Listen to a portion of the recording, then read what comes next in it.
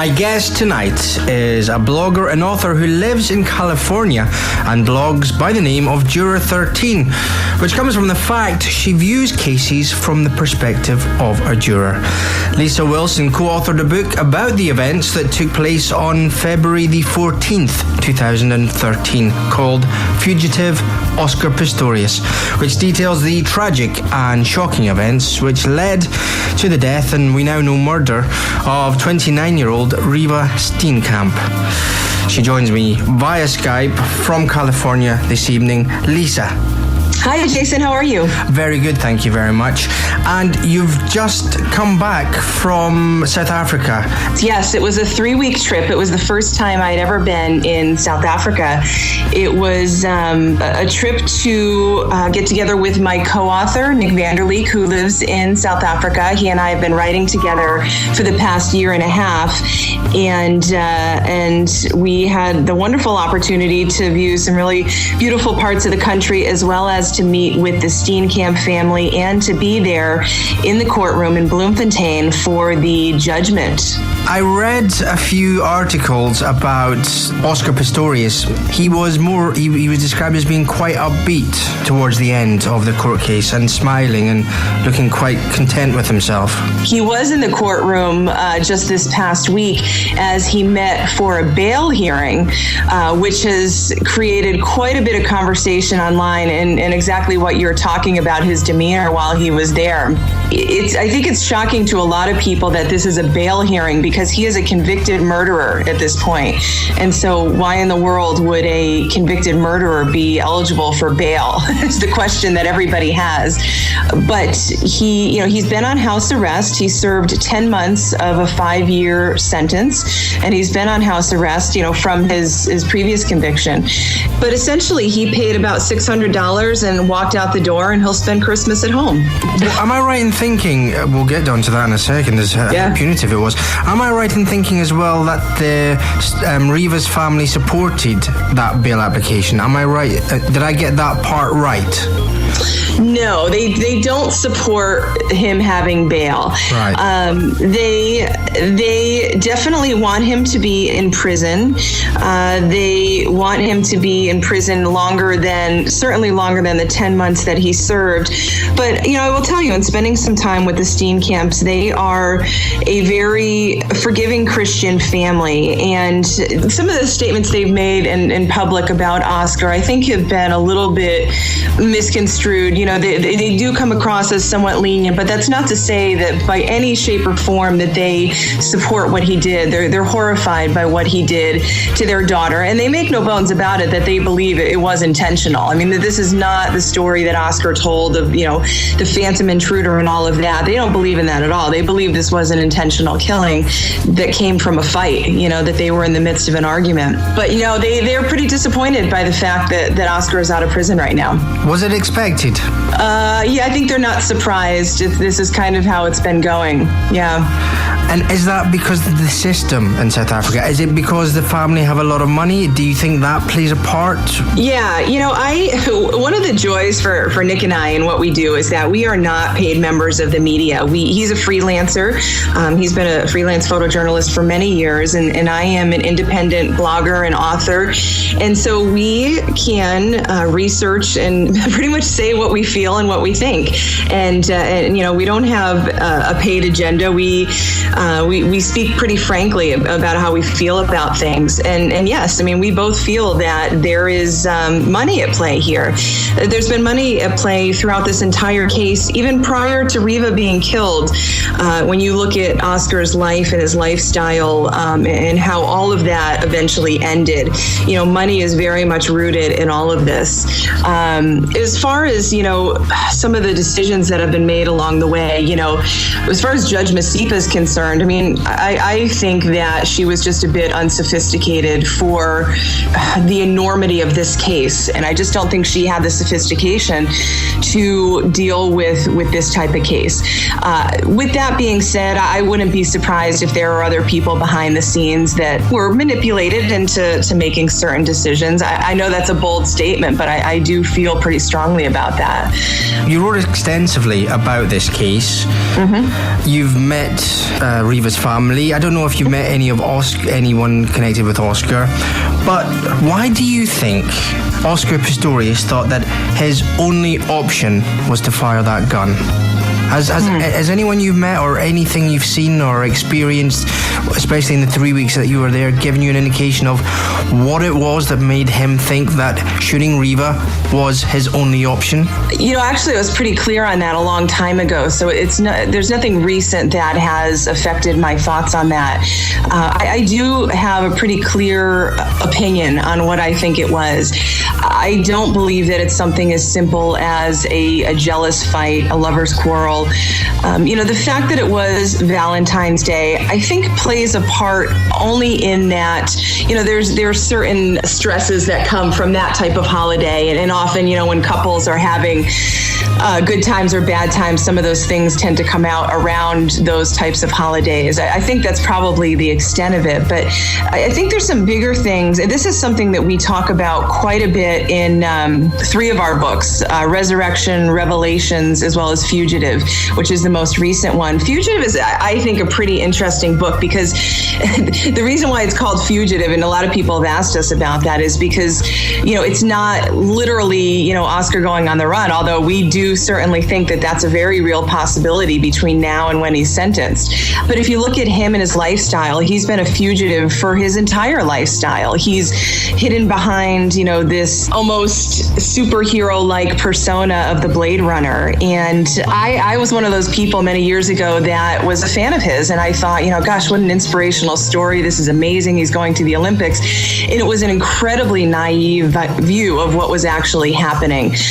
Nick spent quite a bit of time researching the backstory about him qualifying for the Olympics. He's met with his former manager and a whole bunch of other sports people. Oscar did not qualify for the Olympics. He cheated his way into the Olympics. And everything he's ever done in his life, quite frankly, has been a real selfish fight and cheat, along with his family enabling him to get to where he is. That's the first I'd heard about him cheating to get the Olympics. And I'd be interested, just briefly, how exactly was that?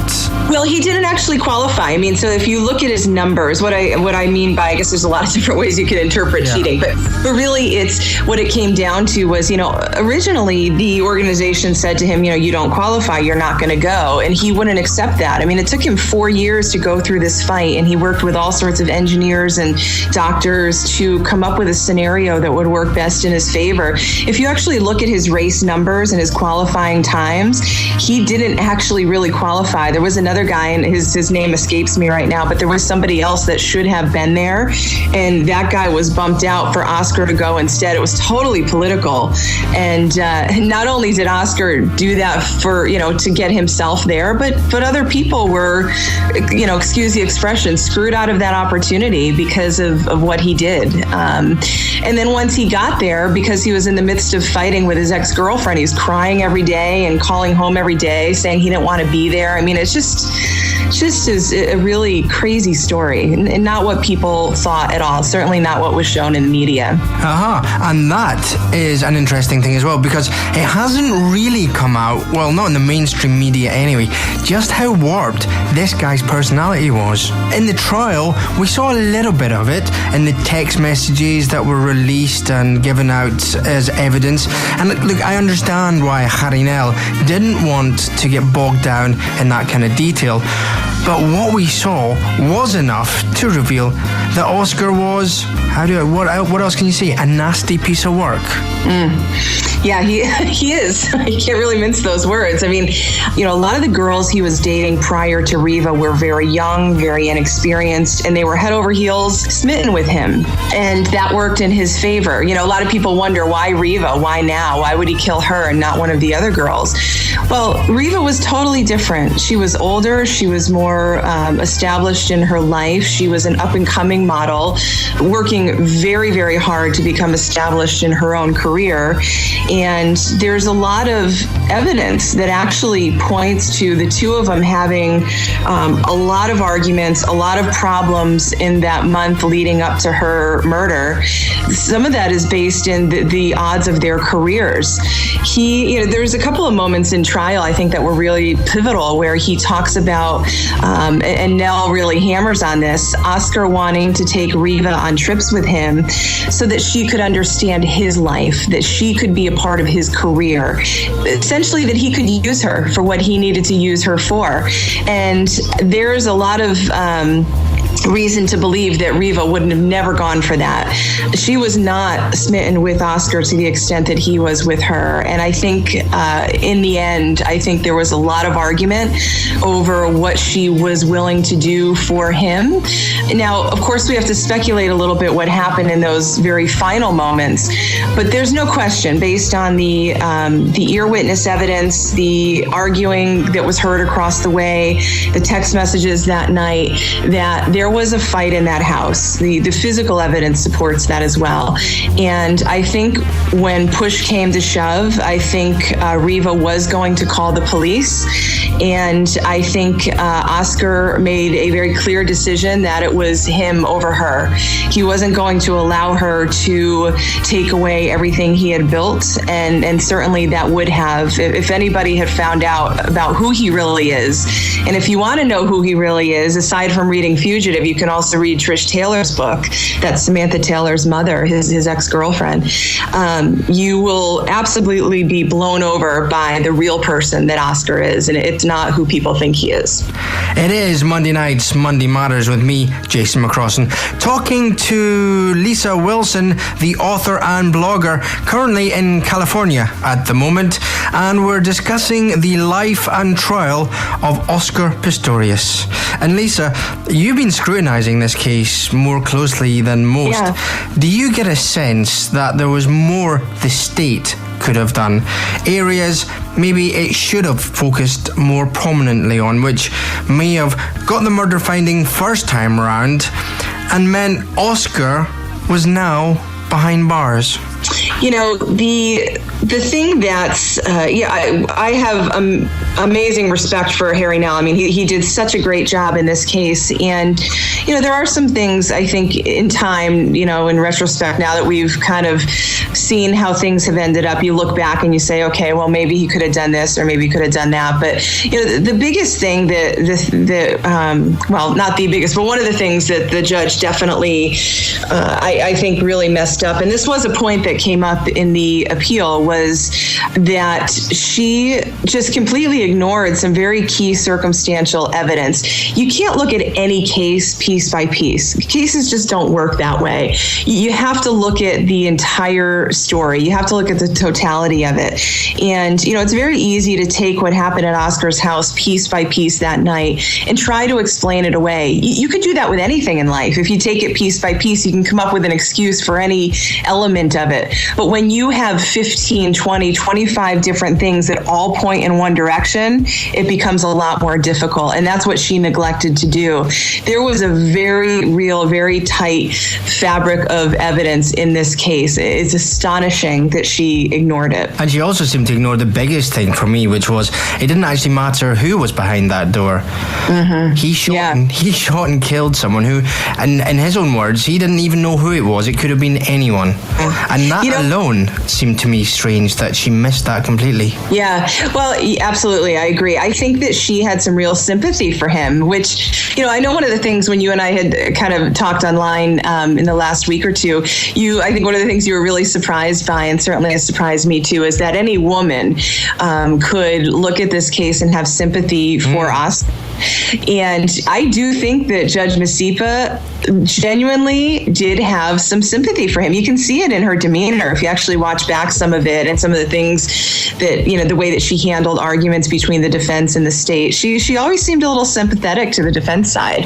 And I put that down to her trying to be seen to be sympathetic, to try and square off any accusations that she hadn't been. And I wondered whether she just pushed it too far, and what she ended up being was far too lenient, and she allowed some of the witnesses that spoke for Pistorius. I mean, sometimes it was an absolute joke, and I had to switch off because I was getting angry about the fact that you had idiots giving evidence who just didn't seem to be expert in anything, never mind ballistics or you know, I can't remember the name of one of the chaps, but it just turned a little bit farcical to me. And then you bring it back and you think what we're watching here is someone's daughter. who was murdered brutally. Her mother, her father are watching this, her family are watching this, and it's dreadful. Yeah, not only, there was a couple of times during that trial that were really, I think, the worst for me watching it. There were several things, like you said, where certainly it evoked pretty angry reaction. But, when he first took the stand and he actually sat there and said to her family through his fake tears that she went to bed loved that night, and that he was protecting her. I mean, that is, I don't know how you can be more insulting than that. First, you take their daughter's life, and then you sit there in front of the public and tell them that she was loved. I mean, that was enough for me. That was really hard to stomach. And just going quickly back to how I couldn't believe any woman would have sympathy for him. It's interesting when you see some of the comments from women who are supporting Oscar and saying, "Oscar, you're in my thoughts." So, and you just think, well, thank goodness you weren't with Oscar, because if you were, chances are that would have been you. And that would have been your family. And I just don't understand where that comes from, where that sort of false sense of love seems to come from. And maybe it's because he's good looking. Maybe it is as shallow as that. It is. I think it's an important thing to look at. This is something that we do in our books that I think really sets us apart in the type of work that Nick and I do, is that, we never set out to be trial reporters. We weren't going to just sit there and talk about this is what happened on day 1 and this is what happened on day 2. Like, we are just two curious people in the world that sincerely want to understand why people do what they do, and certainly why criminals do what they do, and why it happens over and over and over again. And when you take the time to look at that and ask for sincere answers, and that, by the way, means looking at your own life and being pretty darn honest about the things that you've done and why you've done them, you start to come up with some answers. And that's something, the stories that we write are extremely personal, and not just from our own viewpoint, but from other things that we've observed in the world. And we try to provide like a contextualization so that people can get closer to those answers. And certainly, hopefully, at some point in this world, we can prevent some of these things from happening. But, when you look at people like that, I don't want to say just women, because there are men that sometimes do it too, but certainly in this case, there's been a lot of, I don't want to say a lot. There's a group of women, which, people call Pistorians. You can call them whatever you want, but that do have sympathy and allegiance to Oscar. And it is rooted in his good looks. It's rooted in his good story. It's rooted in all of the garbage that the media, because they get a paycheck and because they have their own agendas, have been reporting about Oscar for years and years. I've had people be very critical of me, saying, unfortunately, my co-author gets more criticism than I do, but I get it too. And some of the things they've said is like, you have too much of an opinion, or you're, not completely objective, or this, that, or whatever. Well, I've been following this case for a year and a half. If I don't have an opinion by now, something's wrong. I think, everybody's so worried about being politically correct, not speaking your mind, not saying what you think. The world is suffering from that. Everybody's tiptoeing around stuff. If we could all just be honest about what we're doing and why we're doing it, I just think we'd be in a much better place. I tend to think that people that are fans of Oscar are very lost in themselves, quite frankly. They're the kind of people that will believe anything that's dished out to them, that have to believe in heroes because they can't be their own. And it's pretty sad. It's very sad, because those women do leave themselves very vulnerable. Lisa, if it's all right with you, we'll take a quick break. We'll stop here for a quick break of music. And then when we return back, briefly, we can talk about your experience, if you don't mind, in South Africa, being there, and also the fact that you met June Steenkamp, Reva's mother. Great. Is that okay? Yeah, so we'll just play a bit of music and then we'll come back. Thank you.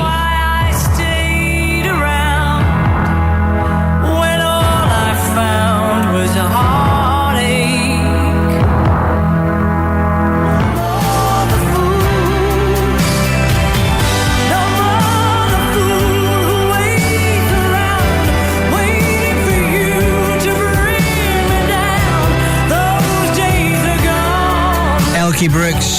more of The Fool here on 106.9 SFM. Monday nights, Monday Matters. Got Lisa Wilson on Skype at the moment. She's waiting there for us. We'll take a quick break and then we'll come back and we'll quickly chat about her experience of South Africa. And also, she met the parents of the late Riva Steenkamp. And they're going to set up a foundation which looking after women who are in dangerous situations with dangerous partners and giving them sanctuary. That's coming up next. Take a break. We'll see you soon. Beckett Solicitors. Thank you for your support.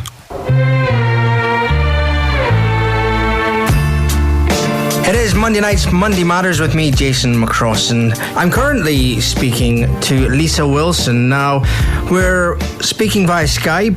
She's in California at the moment and blogs by the name of Juror 13. Good evening, Lisa. Hello, Jason.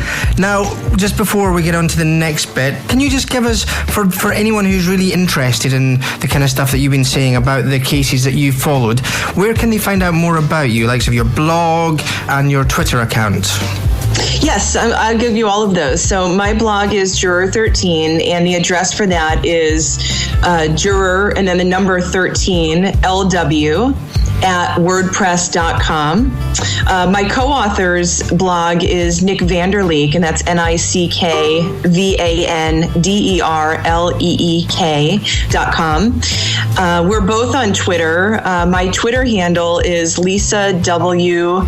Yes, it's Lisa, so LISAW J13. And Nick's is High Res Life, HIREZLIFE. And we're both very actively online and love communicating with everybody else out there. And just briefly again, before we get on to your South Africa trip, what kind of cases can people find? The other two trials that we have worked extensively on and written extensively about are the Jodi Arias trial. That was in Phoenix, Arizona, a case that lasted over the course of 7 years, believe it or not, and just wrapped up this past year. Was a young woman who killed her lover. It's a very incredible story. Anybody who's not familiar with it should definitely check it out.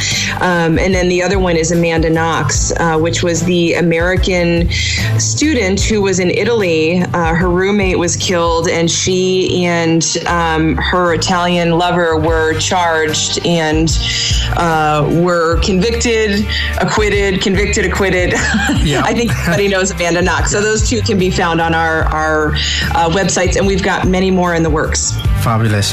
So, South Africa. Now, I suppose the only correlation that we would make between America and South Africa, which is completely different to us here in the UK, is the amount of guns that seem to flow around.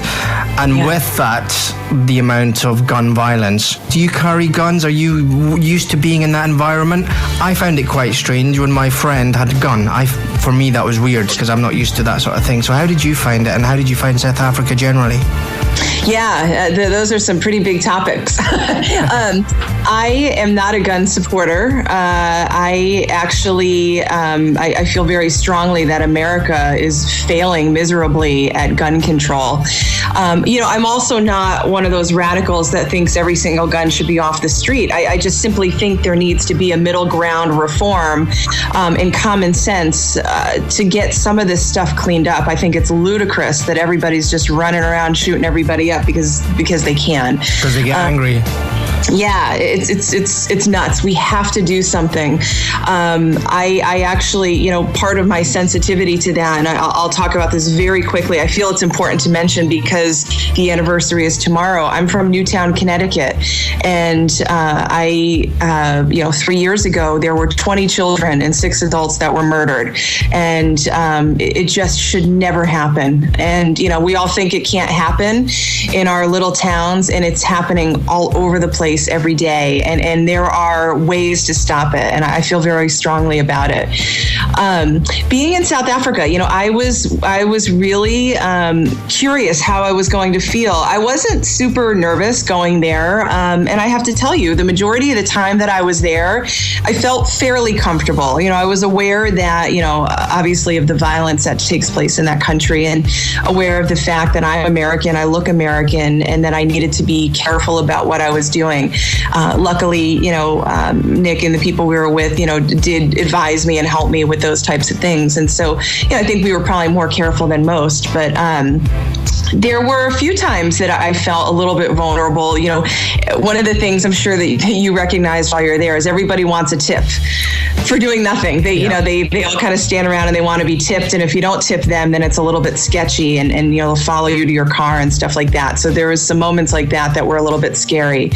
There was something that Nick's father said to me that really, just really stood out in my mind. When we were out in Botswana, we did a safari for a week.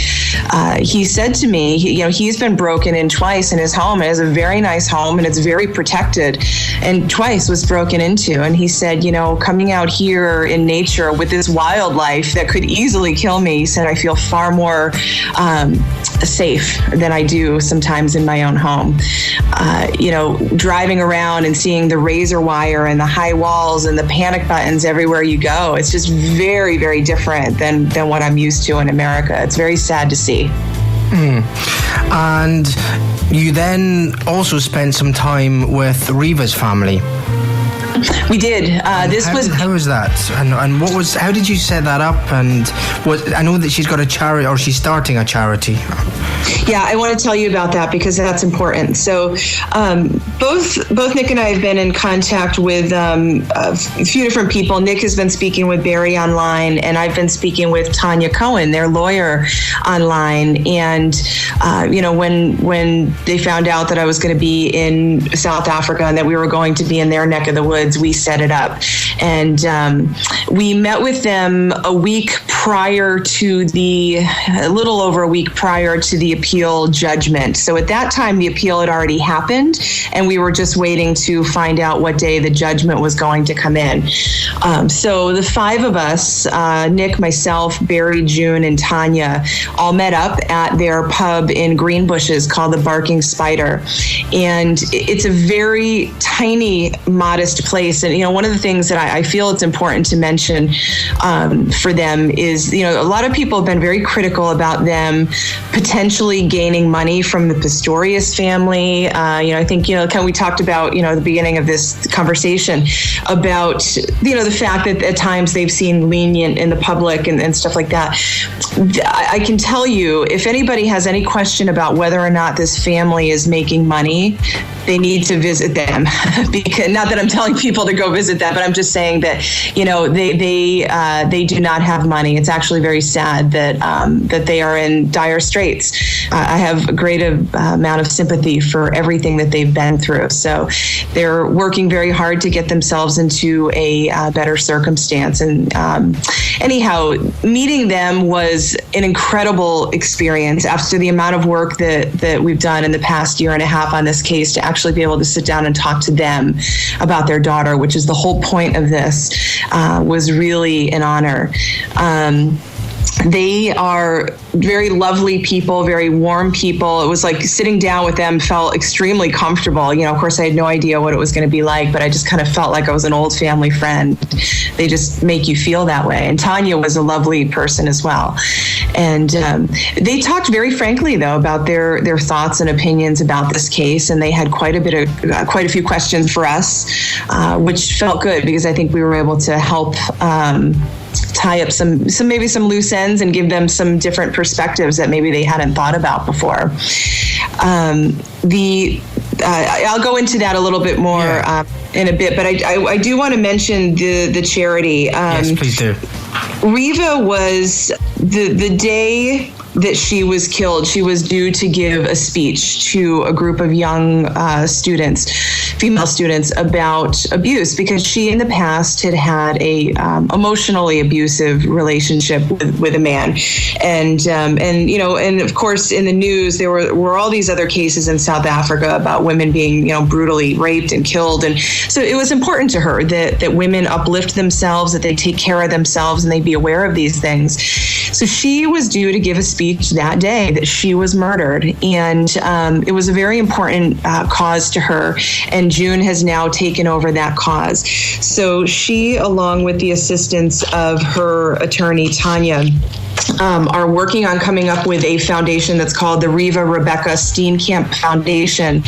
And this is against the abuse of women and children. I think that's an important thing to mention. So they are in the process of creating safe havens for women and children who are victims of abuse, particularly domestic violence. They expect that it's going to be formally announced in February. They're still working out some of the legal details in the background. But once that starts in February, then what I'll do is I will circle back with you and make sure that you can share with your audience how people can become involved and help out if they would like to. That's fine, absolutely. They actually have looked at and visited some safe havens in the UK, so I'll keep you updated on that. But the Steenkamps are very strong people. June is definitely the more vocal of the two. Barry's kind of a big teddy bear. You can't help but just not want to hug him. I mean, he's just a sweetheart of a man. But I'll tell you, actually seeing June in person and being with June in person is very heartbreaking, because she's there, but she's not. You can kind of see when somebody's been through something so traumatic, there's almost this little part of them that has to have, a layer of protection. And there's times when you talk to her and she's with you, and then she'll kind of look away. It's like you can tell it's that barrier to protect herself a bit, and it's just very sad to see. And Lisa, can you tell us the types of conversations that you had with June and Barry? There were a lot of things that we talked about that I don't want to say they didn't know about, but things that they didn't know completely about or didn't fully realize. And I think a part of that is like when they were in trial, they were just trying to keep their heads above water. And, they certainly can't absorb details like somebody on the outside can, who's less emotional about it.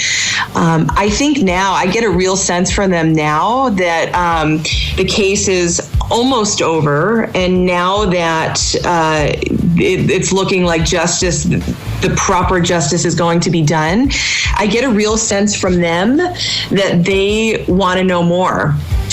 They seemed pretty hungry for information, when we talked to them, which was, like I said, it felt good to be able to help them, with some of the question marks that they had.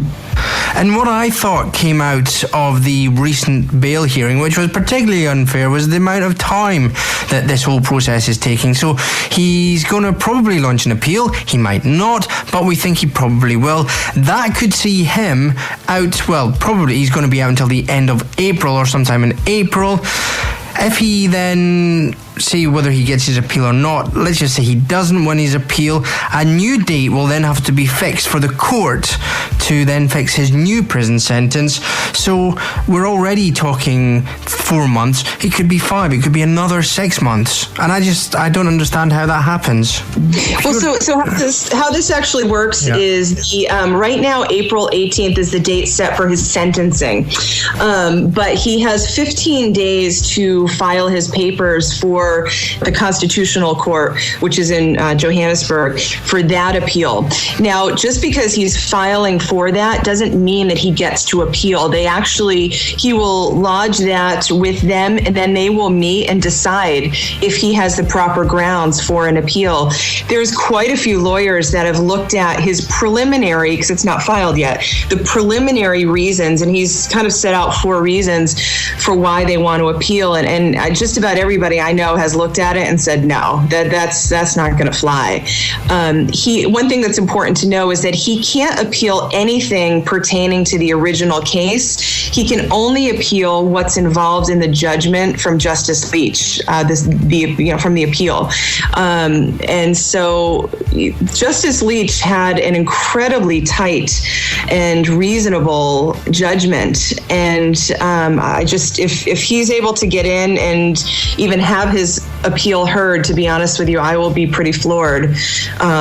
Only in the sense that I will know legally there's some weird shenanigans going on, because I cannot find a reason why he can appeal at this point.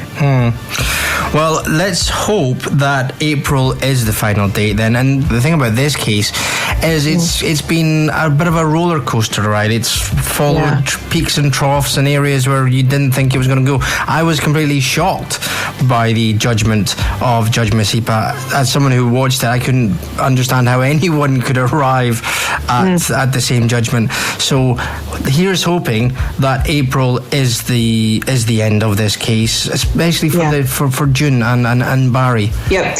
I think the importance of what you and I are doing today and what everybody's been doing, and this is lost on a lot of people. I think some people think that, people want to go on radio shows or write books or whatever, talk about it just because they want to be, feel important or be a part of a story. That's not true. In this case, what's important is that we as people, as citizens, are demanding that proper justice takes place. Now, I am also a stickler for people having due process. I mean, I'm not saying just throw people in jail. I'm talking about let the process play out. But when we see things that are unjust and that have not happened properly, and there are very legitimate reasons to say things haven't happened properly in this case, we should speak up. And it does make a difference. It made a difference in this appeal. I believe that wholeheartedly. And ultimately, it's going to make a difference to this family and other families. And then June is going to go on and have her foundation, and other people are going to benefit. And that's the reason why we need to keep talking about it. I read some of your book. It was The Fugitive, Oscar Pistorius, on Amazon through the browse. And just the level of detail made it such an interesting book. Can we just cover once more how people can find out more information about yourself and the books that you've written just before we close? Yeah, that would be great. Thank you. So all of our books are ebooks at this point. You can get them on Amazon. Nick Van der Leek and I have co-authored a series of, I think it's 10 books on this case. The very first one was called Riva in Her Own Words. The last one is Fugitive. We are actively working on our next book that's called The Appeal, which will be released just before Christmas. So that's coming out in the next 2 weeks. And that's going to have some very specific details that were shared in our conversation with June and Barry. And I think, what's been incredibly heartwarming for Nick and I is that many people have written to us and saying not only have they learned about this case from our books, but they've learned about themselves. They wanted to change themselves or change their circumstances.